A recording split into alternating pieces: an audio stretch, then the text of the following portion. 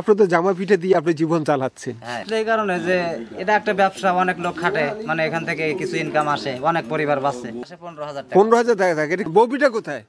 বউ পিঠা তো বেটারা বানায় না।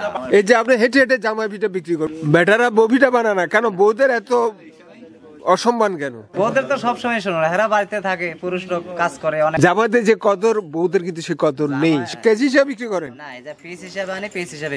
বিশেষ করে নোয়াখালীতে জামাইদের আদর কিন্তু ভিন্ন। এটা হচ্ছে জামাই পিঠা। হ্যাঁ, এটাকে আসলে জামা পিঠা নাম? হ্যাঁ, এটা বর্তমান জামা না, আপনি জ্বালিয়ে দিচ্ছেন জামা পিঠা বলি? না, আগে থেকে 10-15 বছর ধরে চলছে এটা জামাই পিঠা। আপনি কোথা থেকে এনেছেন এটা? এটা আমরা চন্দ্রগঞ্জে থাকি। চন্দ্রগঞ্জ থেকে জামা পিঠা নিয়ে আসছেন? আমাদের বাড়ি সিরাজগঞ্জ। সিরাজগঞ্জ।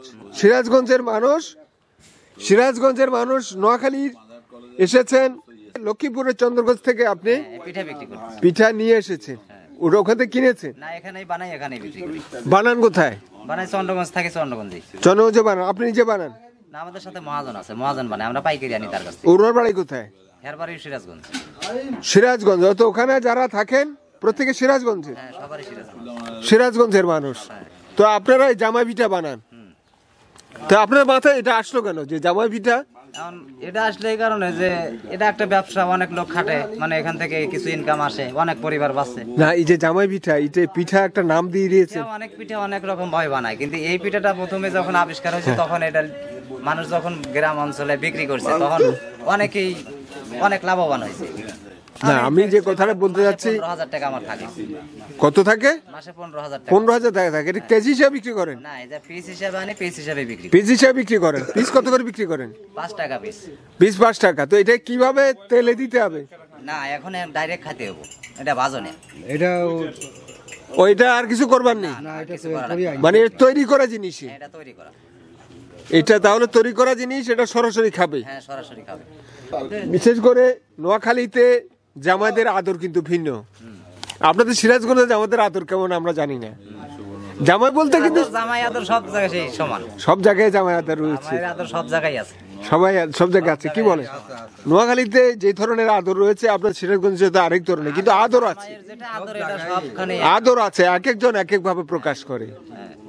ঠিক সেই জামাই আদরের অংশ হিসাবে জামাই পিঠা।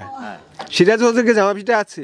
সিরাজগঞ্জ আমরা আগে বিক্রি করছি, এখন এই এলাকায় চলে আসছে, ওই এলাকায় বেচা শেষ। জামা পিঠা আছে? হ্যাঁ, আছে। ওই এলাকায় আছে।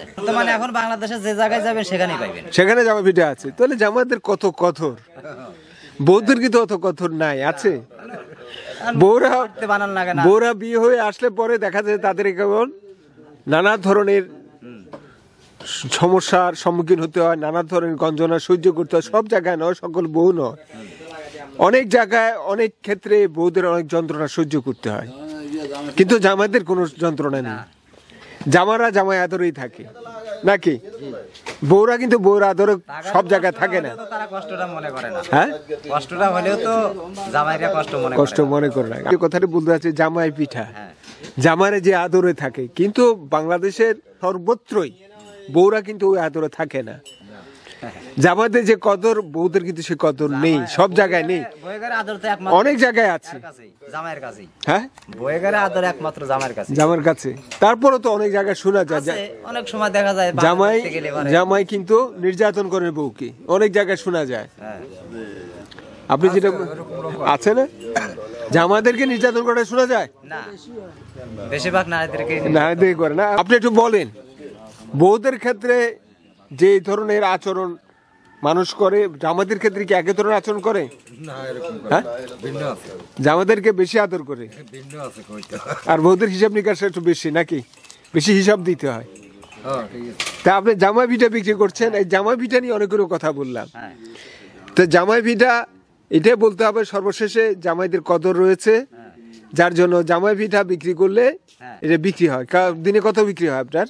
দিনে মোটামুটি 2,000 টাকা। 2,000 টাকা বিক্রি হয়? কেমন? তাহলে 2,000 টাকা বিক্রি হয়, তাহলে ভালোই বিক্রি হয়। লাভ থাকে কত?